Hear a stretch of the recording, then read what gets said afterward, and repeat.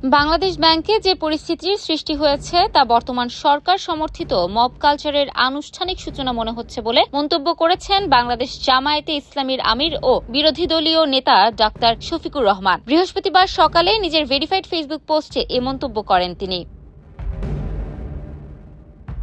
এটি দুর্ভাগ্যজনক ও পুরোপুরি অগ্রহণযোগ্য মন্তব্য করে ওই পোস্টে জামায়াত আমির লিখেছেন, বাংলাদেশ ব্যাংকের গভর্নর ও তার উপদেষ্টার মতো সম্মানিত ব্যক্তিদের এভাবে অপমান করার অধিকার কারও নেই। এমনিতেই ফ্যাসিবাদের নাগপাশে পড়ে দেশের অর্থনীতিতে চরম দুরবস্থা। সর্বস্তরে দুর্নীতির মহামারী, সাথে রয়েছে চাঁদাবাজি ও সিন্ডিকেট। তার পাশাপাশি যদি বাংলাদেশ ব্যাংকের মতো রাষ্ট্রের সর্বোচ্চ গুরুত্বপূর্ণ পর্যায়ে এমন অনাকাঙ্ক্ষিত কর্মকাণ্ড অব্যাহত থাকে, তবে দেশের অর্থনীতির অবশিষ্টাংশও ধ্বংস হয়ে যাবে।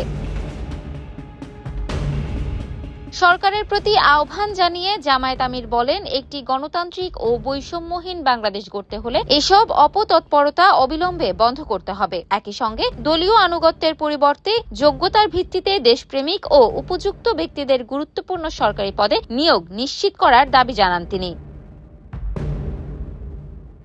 কেন্দ্রীয় ব্যাংকের কর্মকর্তারা কয়েকদিন ধরেই গভর্নর আহসান এইচ মনসুরের বিরুদ্ধে আন্দোলন করছিলেন। গতকাল বুধবার তার নিয়োগ বাতিল করা হয়। একই সঙ্গে মোহাম্মদ মোস্তাকুর রহমানকে নতুন গভর্নর হিসেবে নিয়োগ দেয়া হয়। তিনি পেশায় ব্যবসায়ী ও হিসাববিদ। এর মাধ্যমে দেশের প্রথমবারের মতো একজন ব্যবসায়ীকে গভর্নর পদে নিয়োগ দেয়া হলো। এসব ঘটনাকে কেন্দ্র করে দিনভর কেন্দ্রীয় ব্যাংকে উত্তেজনা বিরাজ করে।